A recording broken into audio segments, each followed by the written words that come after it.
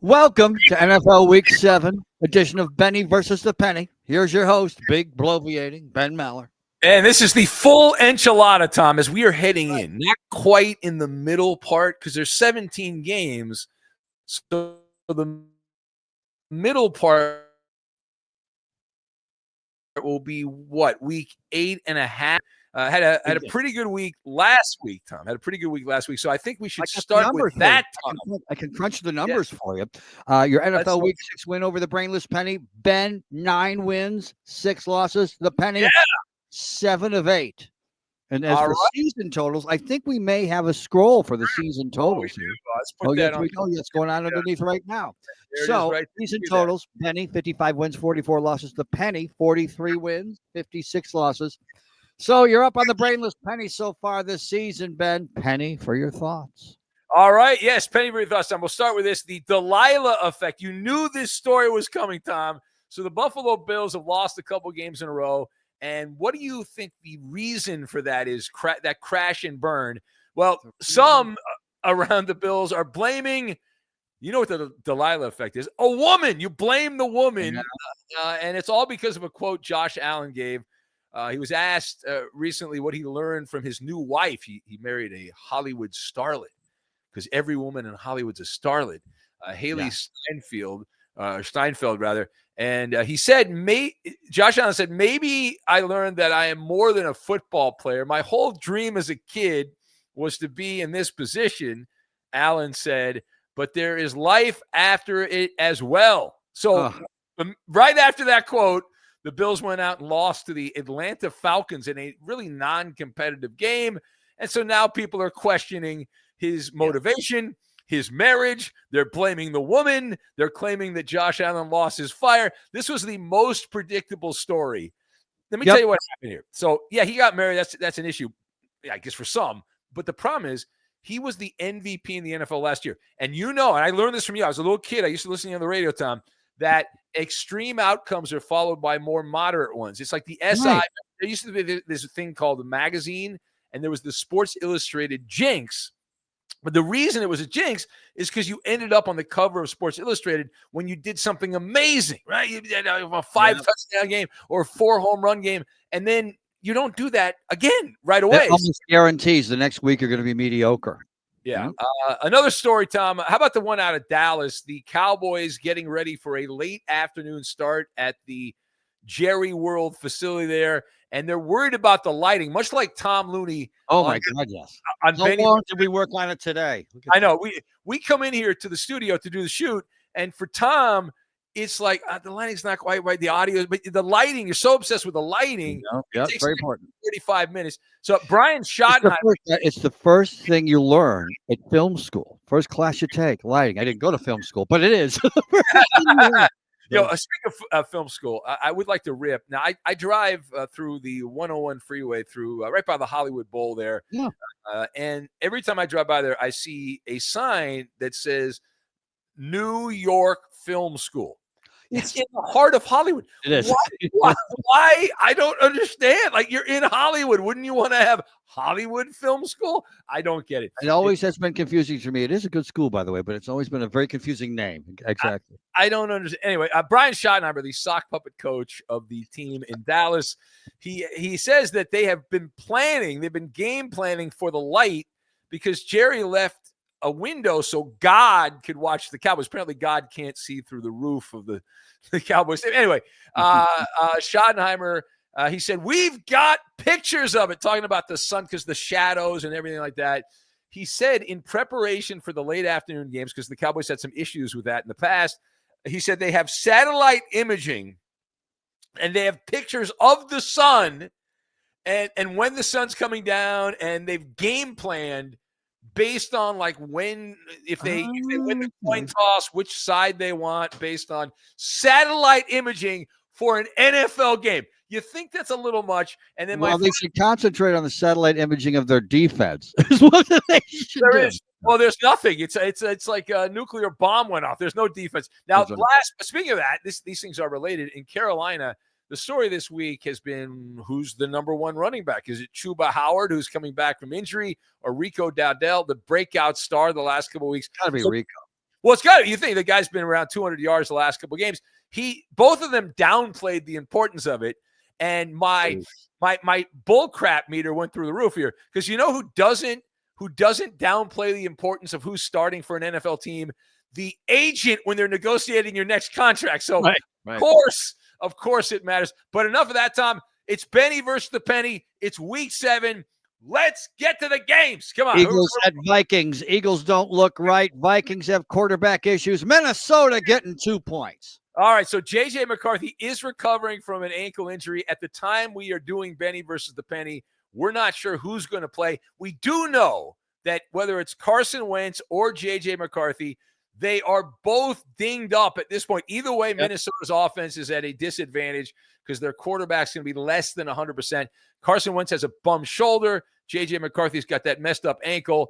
Also, but wait, there's more. 3/5 of the Minnesota offensive line dealing with injuries as well. So, listen, the Philadelphia, they've lost a couple here. They're not looking that great. There's some internal issues. I'm going to take the Eagles here. They play ugly.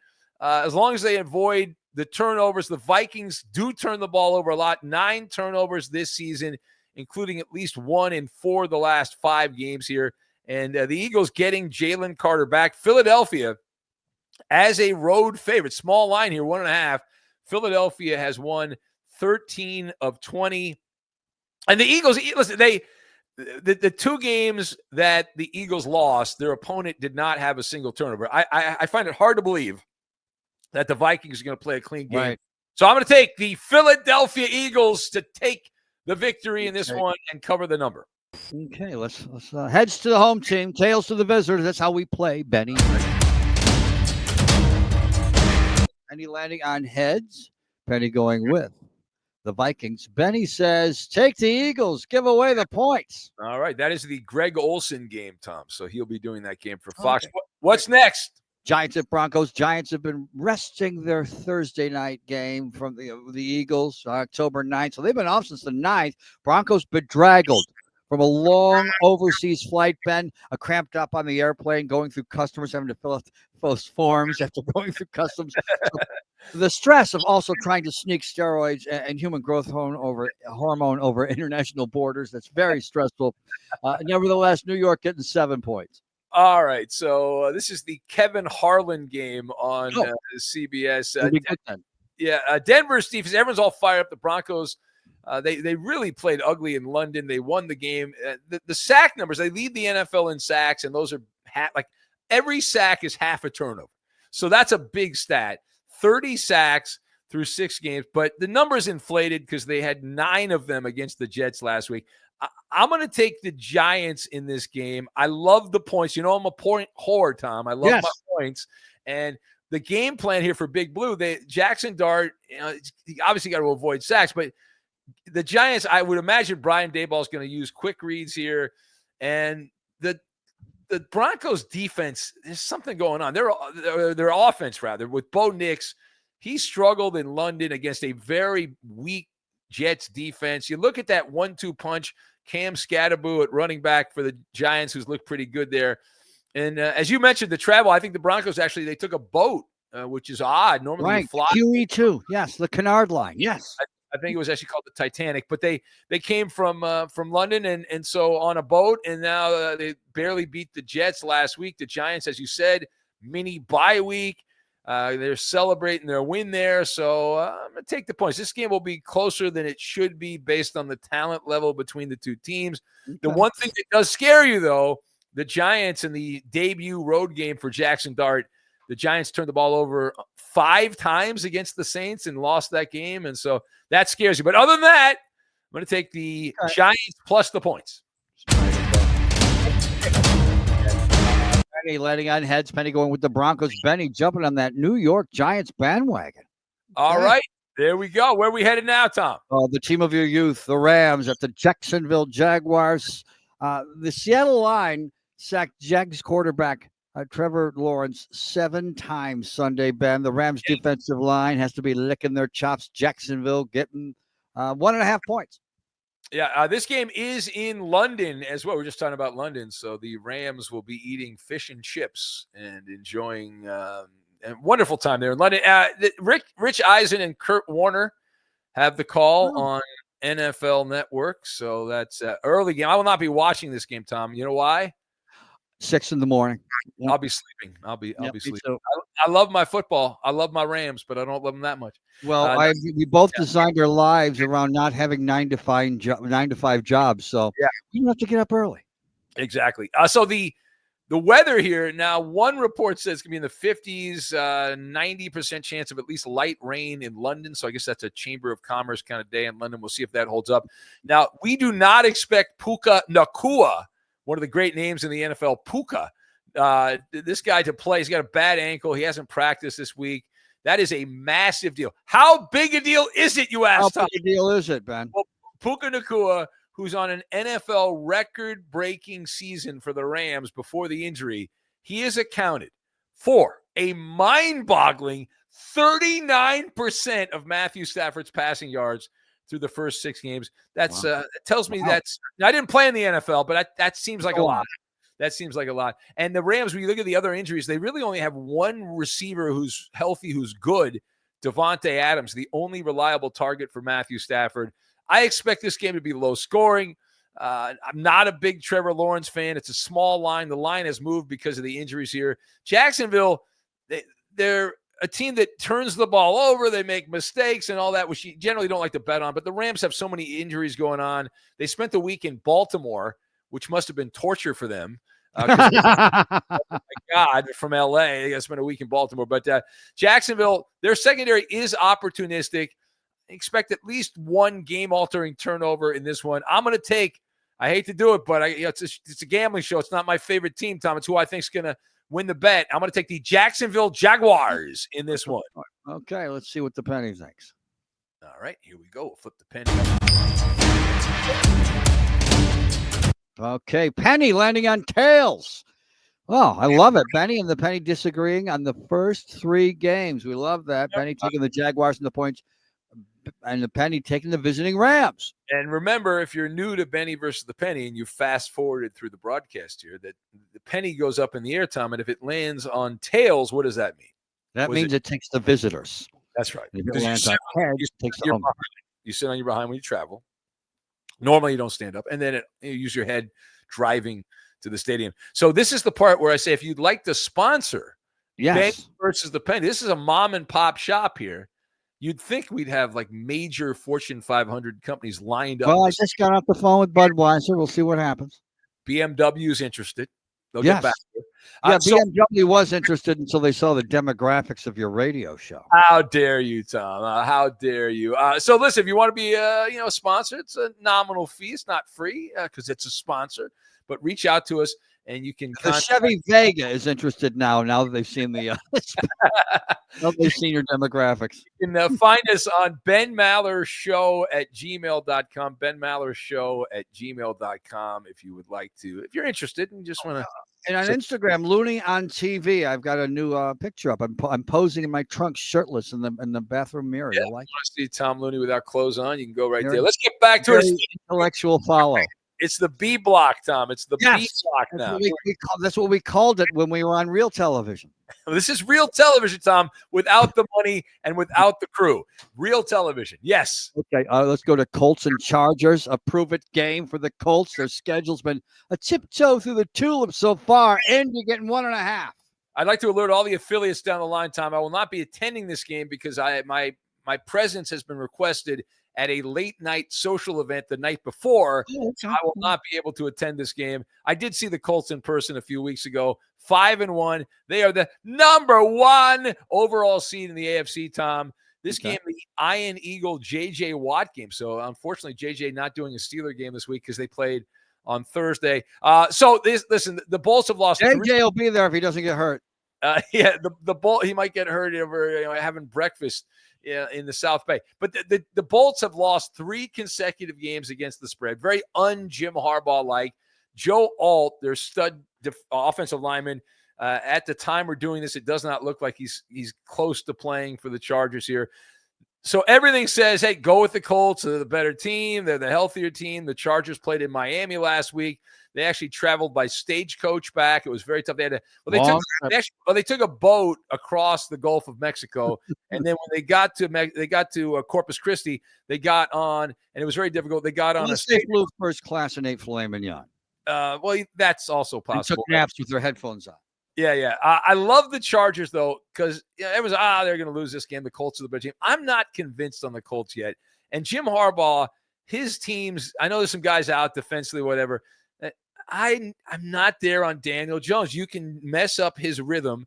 And his nickname, Indiana Jones. That's his nickname. I love it. Yeah, and he is playing with confidence. If the Chargers are going to be able to collapse the pocket and force him to make quick decisions, based on his resume, he's going to make the wrong decision. You want the game in Daniel Jones' hands if you're the Chargers. You don't want Jonathan Taylor to get chunk plays. The Colts have done very well in turnover margin, but I'm going to take Justin Herbert and Dicker the kicker. That's right. A lot of field goals here. The Chargers will avoid the giveaways. They will capitalize on turnovers and short fields, and I will take show me your lightning bolt. And what about let's flip a coin. Will Benny and the Penny finally agree? Man, that was a loud flip. That was a loud flip. Okay, Penny landing on tails. Penny going with the visiting Colts. And Benny with the hometown Chargers. And Inglewood in the hood up to no good. Yes, definitely up to no good. Very expensive parking too. You want to? Park in someone's yard a few blocks away, and then wear a bulletproof vest and walk to the stadium. I've seen some very interesting things leaving SoFi because when I leave SoFi, Tom, everyone usually goes to the 405 freeway, which is right there. Right. You go to Sizzler. I go away from the crowd, so I go deeper into the belly of the beast in Inglewood. You see some very interesting things. Very interesting. I saw one guy a couple weeks ago juggling at an intersection to try to get money. He was juggling. Oh, okay.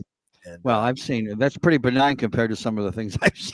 Well, obviously, but it's a family podcast. Okay. All right. So we won't talk about it. Moving on, Tom. What do we got? The bad girls that Donna Summer sings about. Commanders at Cowboys.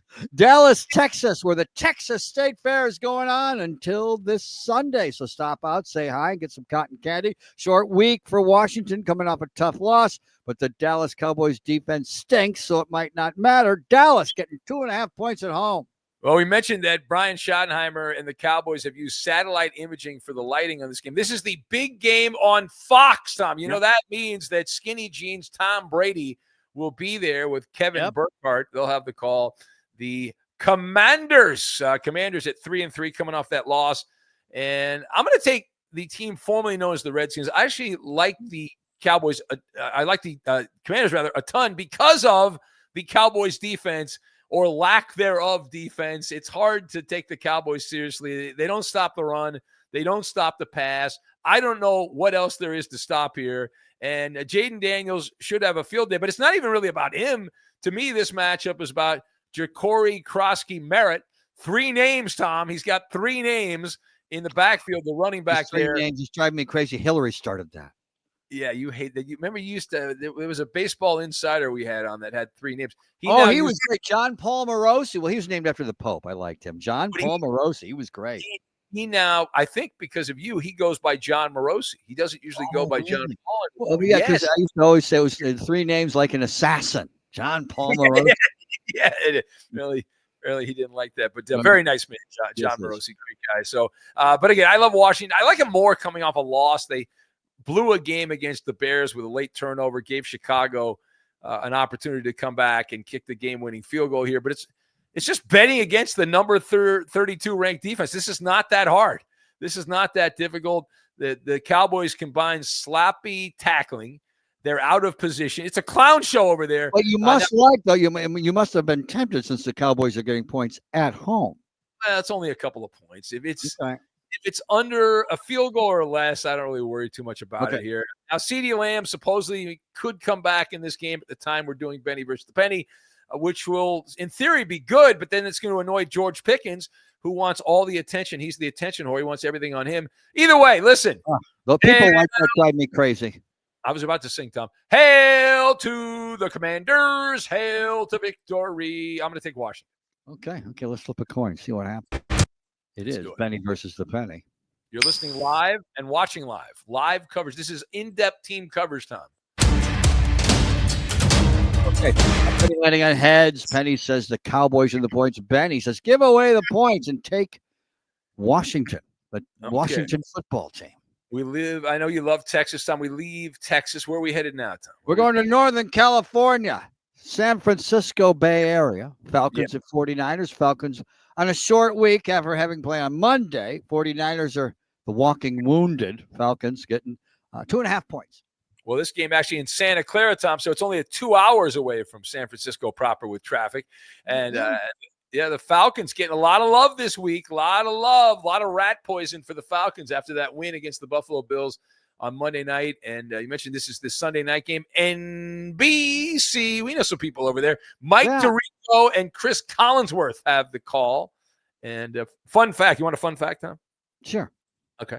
So when Terry Bradshaw did the radio show at AM 1150 back in the 90s, Terry invited us to go down to the NFL on Fox to hang out, and we sat in the avocado room all day with legends like Marv Levy, who was there as the former Bills coach. How cool is that?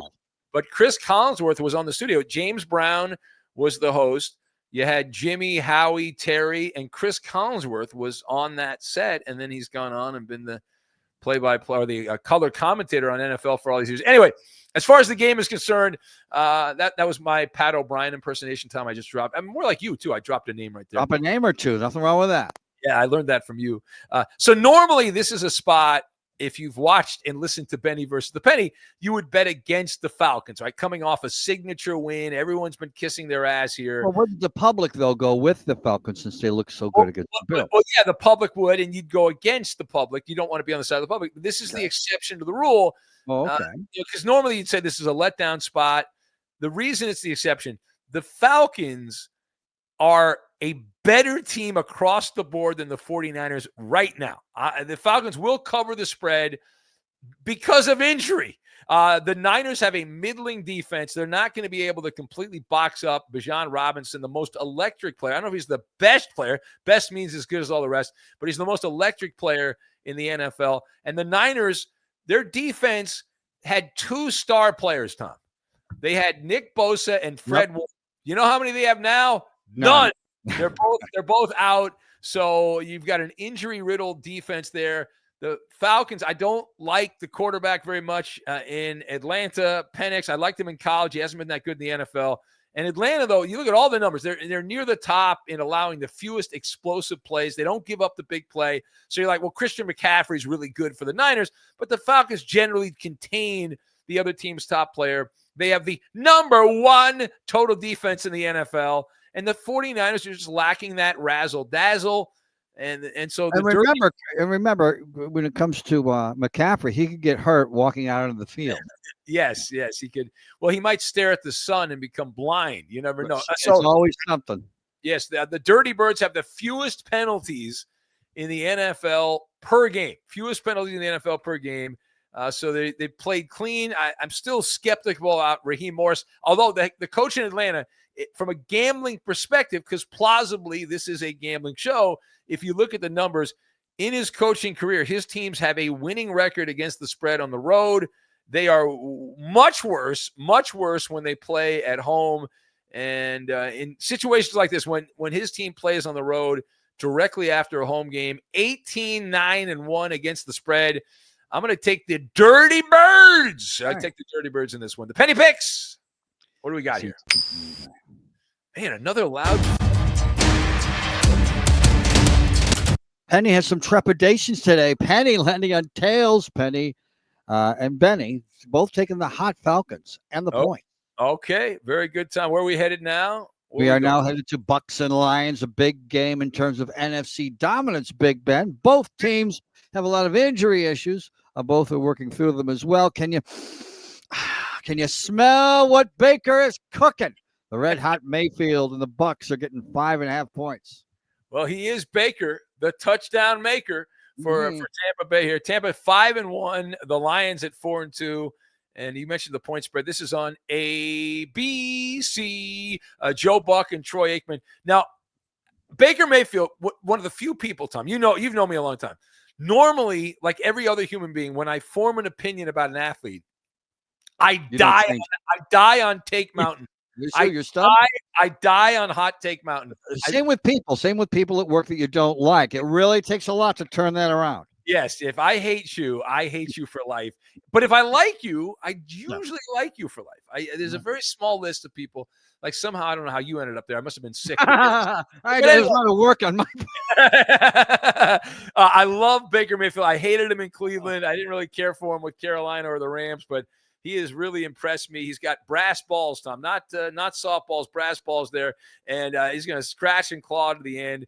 And right now, 12 touchdowns, 1 interception, which I guess the law of averages says the due factor's in there, Tom. He's due to interception here. But despite all the injuries and a ragtag receiving room, he has thrived. Quick reads, smart decision-making. I'm going to take Tampa Bay here, like a cornered rattlesnake mentality there. You're getting some line value here. The Lions have their own issues. They had a very flat performance against Kansas City in the second half. They didn't do much anything. There are a couple guys out in the secondary. They've got some offensive line issues. And despite all the backups that Tampa's playing with on offense and defense, they have a top 10 defense in takeaways. They've been able, very opportunistic defense. And so even though it's a dome game and Jared Goff's very good in the dome and all that, with the Buccaneers, Baker Mayfield, check this fun fact out, Tom. Okay. With the Bucs, Baker Mayfield as an underdog, 16-8 against the spread. He's covered by an average of 5.5 points. You can make yourself a pretty penny with those odds. Yeah, you could there. So, listen, this game, these teams are pretty similar. The Lions have more talent. They have more razzle-dazzle. But I'm going to take the points. I love my points, and I love Baker Mayfield. And what about the penny? Okay, let's see what the penny says. All right, here we go. Penny landing on tails. Benny and the penny both smell what Baker is cooking. Benny and the penny taking Tampa Bay and the points. Very good, Tom. And now where are we going? We have, one more game? Is that correct? One more I believe so. The teleprompter is telling me one more game, and it says read carefully, but don't sound like you're reading because you are a broadcast That's right. Professional. Yes. Okay. You did not win a raffle for this, Tom. You've actually, you're highly paid unless you're not. Thank you. Texans at Seahawks. Sam Darnold continues to play well, but Big Ben thinks it's a mirage. Texans have a tough defense that could discombobulate Darnold. Houston getting 3. Yes, that is correct. So the Texans and the Seahawks here, and this is the late game, which means the B squad will be calling it on Monday night. That's Chris Fowler, Dan Orlovsky, who quarterbacked the winless Lions, and Louis Riddick will be the broadcast crew. Okay, I'll Google those names and see if I recognize their resume. Remember, Chris Fowler was the guy that had laryngitis and still called the game because he wanted to call an NFL game a few weeks ago. If you have laryngitis and you are a professional broadcaster, what do you need to do, Ben? Well, there's a couple of things here, Tom. Well, I always go with garlic. I suck on garlic, and that helps me out. You go with modern medicine, 600 milligrams of pharmaceutical grade ibuprofen. I know that was your, but for me, it's garlic, and that's what. Anyway, as far as the game is concerned, Seattle is number 1 in the NFL in DVOA. Tom, you love that DVOA stat. That is the metric that adjusts for opponent strength and measures overall team efficiency. So they are in the top there. And here's another guy. I'm not on Team Sam Darnold. He's fine during the regular season, apparently now. I don't trust him. I still don't trust him. I do trust him this week. Darnold ranks at the very top in another nerd stat, EPA per play. Completion percentage. So that means he's good for the environment? Yes, he will help the environment there in Seattle. But Seattle's offense, you think about explosive plays, they lead the world in explosive plays. Been great in that department. Now, that said, if you look at the numbers on this, Seattle, under their current coaching staff, Mike McDonald, they've been a better play on the road. They've got a winning record on the road. They have a losing record at home. They're 3-9 against the spread at home in the Mike McDonald era. They're 7-3-1 on the road against the spread. But I'm going to take the team from Seattle here. Why? I can't bet on Houston on the road with their offensive line. Terrible. The Texans defense is pretty good. That offensive line sucks, and it's a one-dimensional team with C.J. Stroud there. Seattle's defense has played better. A lot of sacks last week. So I'm going to take Seattle here to get to 5-2. It's a small point spread, so I'll lay the points, and the Seahawks will win this game by at least a touchdown. What about the penny? Okay, let's see. All right, flip the penny in Amount the air. Tails, Penny taking the Texans to the points. Penny says, put your pennies on Seattle and give away those damn points. All right, Tom. We're done with the games, but we're not done with the show, Tom. Matter of fact, we have to pull up the banner as we transition to the C block. By the way, Tom, I just noticed in honor of us talking about Brian Schottenheimer and the lighting in Dallas, that is you're covered in lighting like the stadium that Jerry Jones Cowboys play in right there. You see that? Look at that. It's like was that intentional? That was great. That was a little cosplay there. Like you're pretending like you're in the Cowboys stadium. We'll fix that. Thank you. As we transition to the C block, as we used to call it in real television, we look at the other games because we pick every game here on Benny versus the Penny. As you can see by our award-winning graphics, Benny and the Penny take the Raiders and the 11.5 points against the Chiefs, Dolphins and the 2.5 points against the Browns, and the Saints and the points against the Bears. And we disagree on what? We disagree with the Patriots. Huh? Patriots and Titans. Penny taking the Patriots. Benny takes the Penny. Taking the Patriots. Benny taking the Titans and the 7 points. Now, Ben. Yes, there's a number of nattering nabobs of NFL nuggets knocking around in your numbskull noggin this week. Make it make sense. Well, Halloween is coming up, Tom. It's a spooky time of the year. Could we have a fun-sized candy-type trade in the NFL? The trade deadline, always around Halloween. I remember when I was a kid, the Rams traded Eric Dickerson on Halloween. They ruined my Halloween. I was so depressed. The rumor mill, though, says a lot of noise, Tom. A lot of noise. We're hearing a lot of chatter about the Cardinals looking to trade Kyler Murray. Yeah, the question is, anyone going to nibble? I know you love your running quarterbacks, although he doesn't really run that much, even though he's a quick little guy. He should run more and pass less. Well, I know. He's hurt right now. He's also signed through an ironclad contract to 2027. And I know you generally like your running quarterbacks, Tom. Is anyone going to take a flyer on him? My favorite story, one of my all-time favorite NFL stories since I've been doing sports radio, is the night the Kyler Murray contract extension was announced by the Cardinals. And it was reported that he had a homework clause because the team realized he doesn't actually do the job they're paying him for. So they had to put a clause. Remember this? They had to put a clause in the contract so he'd actually watch tape of the other team and prepare rather than play games all night. He should have put a clause in the contract where he had to wear lifts in his shoes. Yeah. Because it doesn't, that's something you cannot change in life, how tall you are. Yeah. And people just always point at Drew Brees and Doug Flutie. That's two. The NFL's been around 100 years. That's right. It's a numbers thing. If you're under 6 feet tall and you're a quarterback in the NFL, you're useless. Yeah. Kyler Murray, when you watch the Cardinals and he's playing quarterback, alligator arms, it looks like it's a glitch, like your TV's broken. You're like, why is the quarterback so much smaller? Do I need to get a new TV? Should I go down to look, honey, Earl Boykins is out there. There's another Earl Boykins. Great offensive player, Tom. Just don't ask about his defense. There was a guy from the Clippers who was 5'4". When he went on the court, and then remember they would play music at the old LA Sports Arena. The music would be. It was a different time, Tom. It was a different time. He actually had some good games. I think he scored 30 points in a game one time. Oh, yeah. And a delightful guy who used to have to show his ID and prove he was on the team when he would come to Staples Center. I got to point out, I did not have Earl Boykins' name on my bingo card for this edition of Penny versus the Penny, but here we are. Final thought, Tom, make it make sense. Travis Kelce, who is engaged to the most famous entertainer in the world, at least among the female gender, most famous entertainer, and he's going to get married. He's made a lot of money in the NFL. He again has said his plan, once he's done with the NFL, he will be changing sports, Tom. He will become a professional wrestler. His dream is to be in the WWE. Wow. And the question is, will he be a baby face or a heel when he goes into professional wrestling.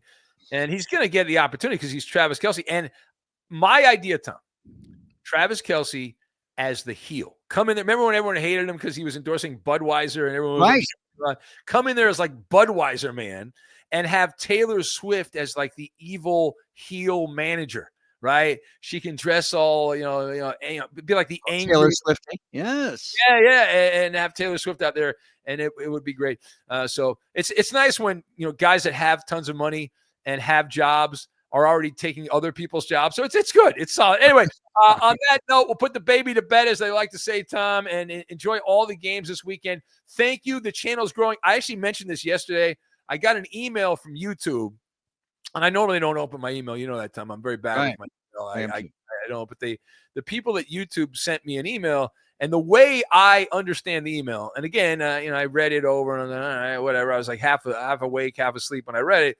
But they pointed out, I guess the channel we're starting to get a little bit of traction, even though the numbers aren't where we want them on YouTube. And so there's a couple of features, and I didn't know this because I'm not a YouTuber. I'm not Mr. Beast, even though I look like Mr. Beast. But they said that since the channel's getting more traction here, that there's some things that get unlocked, some special features for the channel, the more that you get. And so I'm excited about that. That means must be my cousin Timmy. My cousin Timmy's watching every week. Maybe his little bump is helping our ratings.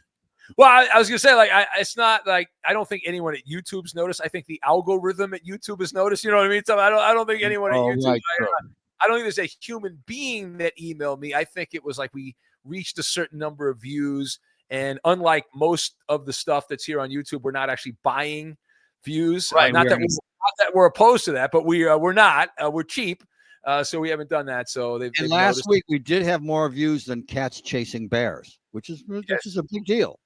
All right. So they said, Tom, that auto dubbing will be, because our channel is apparently doing very well, will soon be available for our channel. So I don't know if that's Benny's telling me in my ear, wrap it up. So all right, we'll get out of here. We'd like to alert all our affiliates, and up and down the line, we're going a little over, and we'd like to alert you and ask you to make sure you watch Benny versus the Penny every week. It only makes sense.